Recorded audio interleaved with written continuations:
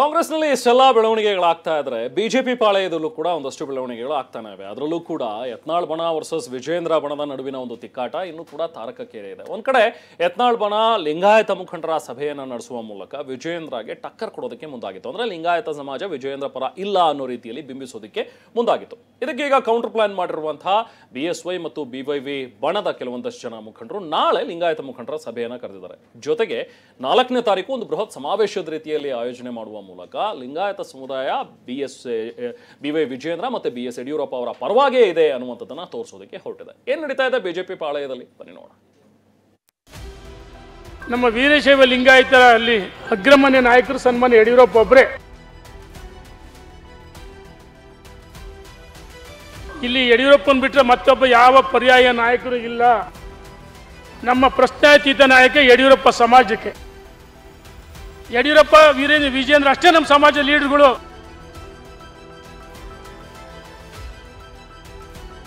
BSY ಮಹಾನ್ ನಾಯಕ, ದೊಡ್ಡ ಶಕ್ತಿಯೇ ಇದೆ. ಯಡಿಯೂರಪ್ಪನನ್ನ ಬಿಟ್ರೆ ಮತ್ತೊಬ್ಬ ಪರ್ಯಾಯ ನಾಯಕನೇ ಇಲ್ಲ. ಹೌದು, ಬಿಜೆಪಿ ಮನೆಯೊಳಗಿನ ಬಣ ಬಡಿದಾಟದ ದಂಗೆ ಮತ್ತೊಂದು ಸಮರಕ್ಕೆ ಸಾಕ್ಷಿಯಾಗ್ತಿದೆ. ಯತ್ನಾಳ್ ವಿಜೇಂದ್ರ ಬಣದ ಮಧ್ಯೆ ಲಿಂಗಾಯತ ವಾರ್ ನಡೀತಿದೆ. ರೆಬೆಲ್ಸ್ ಲಿಂಗಾಯತ ದಾಳಕ್ಕೆ ಕೌಂಟರ್ ಆಗಿ ವಿಜೇಂದ್ರ ಪರವಾಗಿ ಯಡಿಯೂರಪ್ಪ ಆಪ್ತರೇ ಇದೀಗ ಅಖಾಡಕ್ಕೆ ಧುಮುಕಿದ್ದಾರೆ.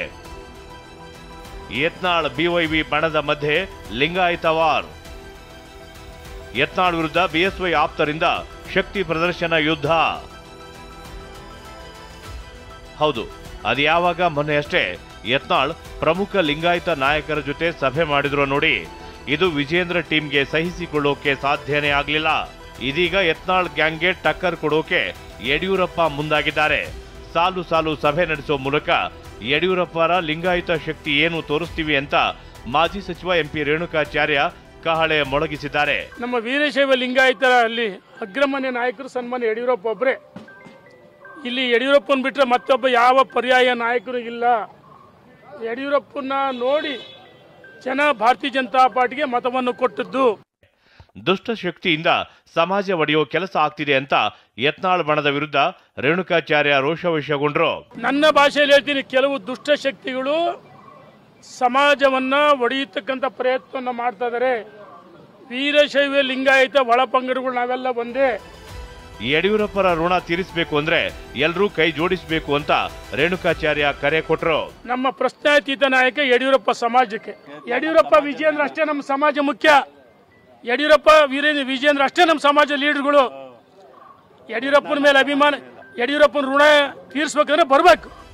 ಹಾಗಾದ್ರೆ ಯತ್ನಾಳ್ ಗ್ಯಾಂಗ್ ವಿರುದ್ಧ ತೊಡೆ ತಟ್ಟಿರುವ ವಿಜೇಂದ್ರ ಬಣ ತಮ್ಮ ವೀರಶೈವ ಲಿಂಗಾಯತ ಶಕ್ತಿ ಏನು ಅಂತ ತೋರಿಸೋಕೆ ಹೊರಟಿದ್ದಾರೆ. ಅದಕ್ಕೆ ಸಾಲು ಸಾಲು ಸಭೆಗಳನ್ನೇ ನಿಗದಿ ಮಾಡಿದ್ದಾರೆ. ನಾಳೆ BSY ಆಪ್ತರು ನೆಲಮಂಗಲ, ದಾಬಸ್ಪೇಟೆ ಭಾಗದ ವೀರಶೈವ ಮುಖಂಡರ ಜೊತೆ ಸಭೆ ಮಾಡಲಿದ್ದಾರೆ. ಮಾರ್ಚ್ 1ರಂದು ದಾವಣಗೆರೆ ಬೈಪಾಸ್ನಲ್ಲಿ ಚಿತ್ರದುರ್ಗ, ಹಾವೇರಿ ಮುಖಂಡರ ಜೊತೆ ಮೀಟಿಂಗ್ ಮಾಡಲಿದ್ದಾರೆ. ಮಾರ್ಚ್ 4ರಂದು ಬೆಂಗಳೂರು ಅರಮನೆ ಮೈದಾನದಲ್ಲಿ ದೊಡ್ಡ ಸಭೆ ಸೇರೋಕೆ ನಿರ್ಧಾರ ಮಾಡಿದ್ದಾರೆ. ಮಾಜಿ ಸಚಿವರಾದ MP ರೇಣುಕಾಚಾರ್ಯ, ಶಂಕರ್ ಪಾಟೀಲ್ ಮುನಿಯನಕೊಪ್ಪ ನೇತೃತ್ವದಲ್ಲಿ ಸಭೆ ಆಯೋಜನೆ ಮಾಡಲಾಗಿದೆ.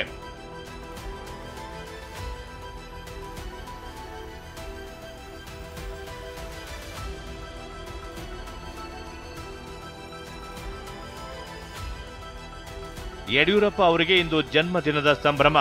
82 ವರ್ಷಗಳನ್ನು ಪೂರೈಸಿ 83ನೇ ವರ್ಷಕ್ಕೆ ಕಾಲಿಟ್ಟ ಯಡಿಯೂರಪ್ಪ ಧವಳಗಿರಿ ನಿವಾಸದಲ್ಲಿ ಬೆಂಬಲಿಗರ ಜೊತೆ ಹುಟ್ಟುಹಬ್ಬ ಆಚರಿಸಿಕೊಂಡರು. Amit Shah, JP Nadda, UP CM Yogi Adityanath ದೂರವಾಣಿ ಕರೆ ಮಾಡಿ ಹುಟ್ಟುಹಬ್ಬದ ಶುಭಾಶಯ ತಿಳಿಸಿದರು. ಅದೇನೇ ಹೇಳಿ, ಬಿಜೆಪಿ ಬಣ ಫೈಟ್ ಇದೀಗ ಲಿಂಗಾಯತರ ಶಕ್ತಿ ಏನು ಅನ್ನೋ ಜಿದ್ದಿಗೆ ಬಿದ್ದಿರೋದು. ಮುಂದೆ ಅದು ಯಾವ ಸ್ವರೂಪ ಪಡೆಯುತ್ತೋ ಕಾದು ನೋಡಬೇಕಿದೆ. ಕಿರಣ್ ಹನಿಯಡ್ಕ, TV9 ಬೆಂಗಳೂರು.